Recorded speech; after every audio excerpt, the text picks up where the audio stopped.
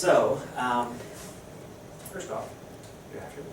Hope you guys are here and awake. We're going to start our first lesson, and there's some lessons every year that I just cannot help but want to reteach to you. And it's not to offend you and say, why are we still learning this? You know, and some of you guys have even heard this taught, several times last year, potentially in problem solving, or in, I had problem solving for you guys, or in your pre-algebra class. But the deal is this: with integers, they're kind of like the ABCs of math. No joke. And imagine if you came into this class and I was an English teacher and I said, hey, I want to teach you guys how to read these amazing novels from, back when, and that's going to be great. You're going to love reading this book and this book. And then as we get started, I said, hey, by the way, could you read the directions? And I call on someone and say, hey, could you read this? And he's starting to read, and the first word is can, and he goes, can? And he's kind of confused, and I go, wait, well, where is that? And he's like, is it kitchen? No. And then I say, well, they sound it out. And he's like, wait, what letter is that? And now imagine this, because you think this sounds crazy, but this happens to a math teacher a lot. What letter is that? And he goes, D. And you're like, no. And he's like, C. It's C, isn't it? And you're like, yeah, it's C right there. And they're like, hey, it's coming back to me now. Or in other words, I've memorized something, and if you would help me out, just kind of take that sand that I've forgotten that's fallen through my memory, and just kind of throw it back up there for me a little bit. It'll come back to me. Oh, it's a C. Oh yeah, A is key. No wait, it's cat. Oh, can. You'd be like, this is going to be a bumpy year, right? And what you probably want to do is go back and reteach them their ABCs, right? And seriously, with math, teachers want to jump into high-level math. What's negative 3x squared, plus this, and let's multiply, and let's add, and let's combine like terms. And you can't even begin to get this right, because if you don't know how to handle negatives, now you think negatives are easy, but many students, they start having all these audio ways of knowing negative signs. They say stuff like, oh yeah, 2 negatives is positive. Is that what adding? Yeah, adding, right? In other words, is that adding? Oh wait, multiply? Oh yeah, put them together, subtract them, and then keep the sign of the small. Is that multiplying? And some of you would say, oh yeah, I remember hearing things like that, but it's easy for me. Because you've moved beyond memorizing it. It's like riding a bike for you. It just makes sense. That's the hope. But even if that's you, I would say this. We want it to be really, really strong. Okay? And this year, I'm going to tell you, it's challenging for many of you, for the first 9 weeks especially, because we're going to be reviewing things. And you're going to think, why are we spending time on this? And I want you to know why firsthand. So real quick, we're going to do something a little unique to hit home, why we're going to do something that might be frustrating. And I'm going to need you guys to get up out of your seats real quick. You can actually unplug the camera and follow us out in all this. So, real 3 minutes, I want you guys to make the tallest and biggest human pyramid you can. Ready, set, go. Human pyramid. All right, keep. Are you good?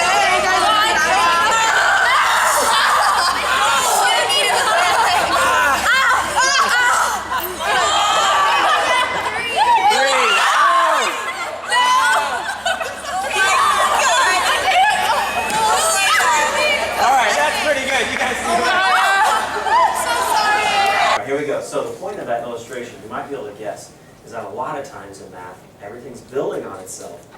And if you have weak spots in your foundation, what happens to that new concept that I bombed the test on?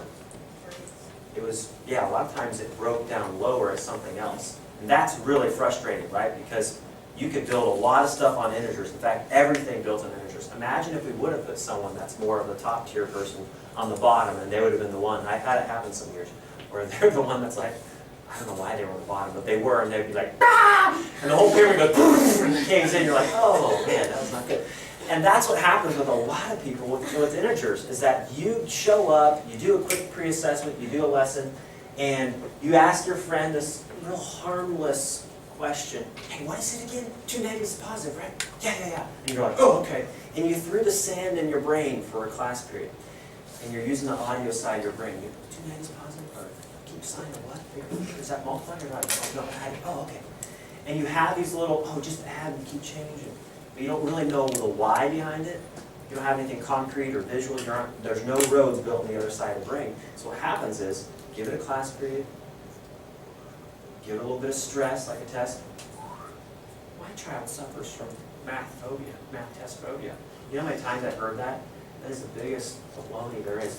I've had so many kids that quote-unquote suffer from math phobia actually learn the concrete reasons behind math and they got rid of it. It's just because they didn't understand it. They're memorizing stuff, it was just sand.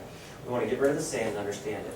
And you may get a little bit tired of hearing that, but truthfully, if there's any class that's going to fight it, it might be you guys, because a lot of you are in here because you have a good memorizer, right?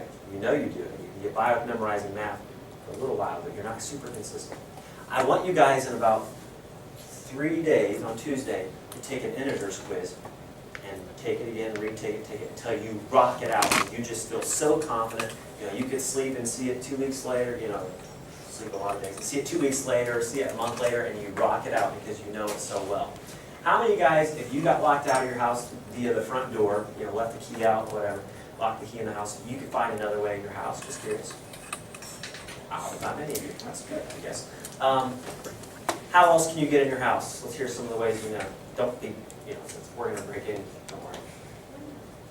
The window. You do know which window, okay? How many of you guys had a window you know? Yeah, okay. Garage door. Garage door with a pad or something? Okay. How else? Hidden key. Hidden key. Yeah, we got a couple of hidden keys. Patio. We have like a hidden key that leads to a hidden key that leads to the hidden key kind of thing. Patio door. Patio door, okay. Back door. Back door, okay. It's a good thing this video doesn't show who's saying these things.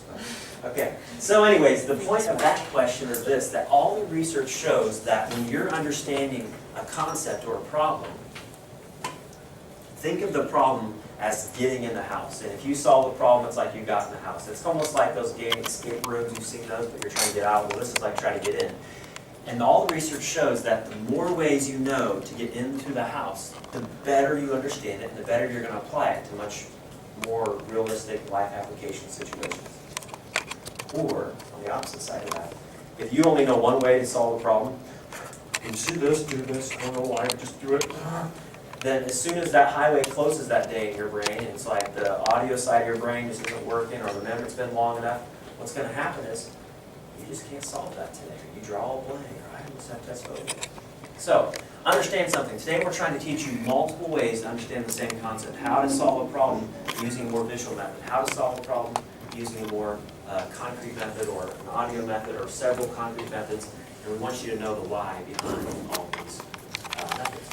So, multiple ways. We're going to show you 3 different ways to solve this. And you guys, once you've seen those, you're going to fly through that homework. And the homework is on the back page. And it says 0-3. That's actually referencing the lesson in your book. So if you wanted to see some examples in the book, you could. This is actually a lesson where I wouldn't highly recommend the book because they're going to use a lot of audio-based memory techniques for solving. So we're going to go through these examples. These are required if you want to get points for your homework. And we don't take many notes in this class, but when we do, you can trust they're critical. And so they're required, you've got to make sure to write your notes. So any questions before you start? Do we have to show all of the ways? That's a good question. Yeah, so what's going to happen, we're going to show you 3 different ways. You guys are going to probably have one that you really latch onto. Hopefully all 3 work for you. You'll have 3 different ways to get to the house or to solve the problem. But ultimately, you'll probably have one you prefer. Do you have to show the pictures and illustrations that are associated with that method on the homework? No. But for some of you, you might say, you know, I think I've mostly been memory-based in the past, and so I am. I'm going to draw it out initially, just into my brain, thinking more deeply about this. And then the hope is actually that you would definitely not be showing pictures at a certain point, whether that's today or that's down the road. So yeah, there won't be much work to show in this. A little bit of sign changes. So here we go. Let's dive in, and this is going to be the actual lesson part of today.